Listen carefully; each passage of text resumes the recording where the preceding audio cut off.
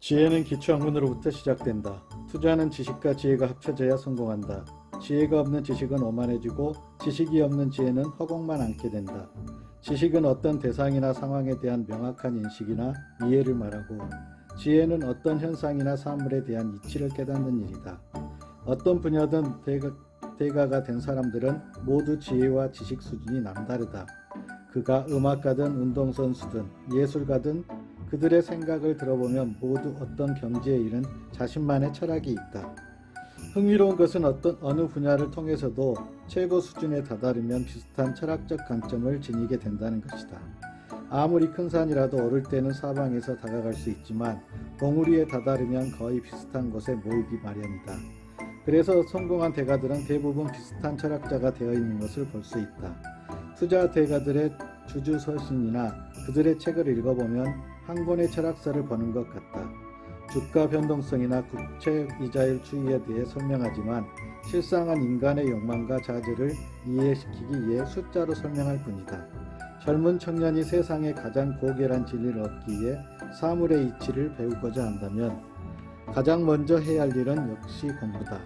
그의 나이 35세에 바이샤카올의 마노르 밤에 대각을 가고 부처가 되신 스타르타도 보리수나무 밑에서 계속 묵상만 하신 게 아니다. 처음엔 바라문 고행자를 선생으로 모시고 단식과 결가부자를 유지하는 등 온갖 고행을 했고 브라만교의 행자에게서 요가도 배웠다. 결국 왕국을 물려받을 생각이 없다는 것을 알게 된 석가의 아버지는 5명의 선생을 보내 아들을 6년 동안이나 개인 교습을 시켰다. 대학 교수 5명에게 집중 가해를 받으셨던 것이다.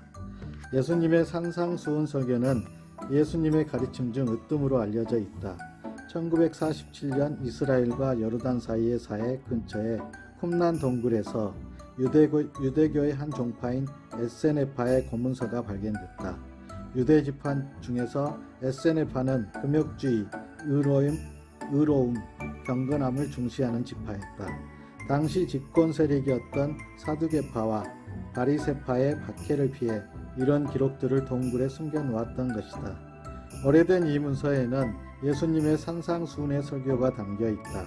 그 외에도 초대교회의 용어와 조직에 에세네파의 흔적이 많이 남아있다.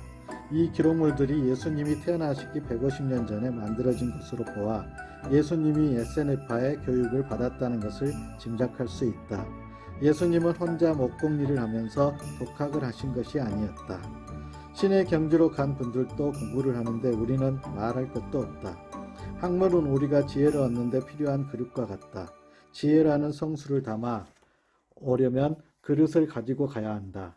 영어와 수학 같은 학문이 지혜를 얻는데 무슨 도움이 되냐 물을 수 있지만 다른 언어를 하나 배우는 것은 다른 문화를 통째로 내 안에 가져오는 것이다. 수학을 배우는 것은 인간 사회의 가치 세계를 누구나 인정할 수 있는 형태로 이해하게 해준다. 기초학문을 배우는 것은 지루하고 괴로운 일이다. 무조건 외워야 하는 경우가 많기 때문이다. 그러나 이런 무조건적인 암기를 건너뛰고는 지혜를 얻을 방법이 없다. 모든 지혜는 언어와 문자로 표현하고 설명해야 하기 때문이다. 투자의 대가가 되기 위해서는 언어와 수학을 누구보다 잘해야 한다. 그래야 세상과 사업을 해석할 수 있기 때문이다. 이렇게 오랜 성공과 실패를 경험하다 보면 지극히 세속적인 투자 세계에서도 나만의 철학이 탄생한다. 나는 그것이 무엇이든 한 분야의 대가가 된 사람들을 철학자라 생각한다.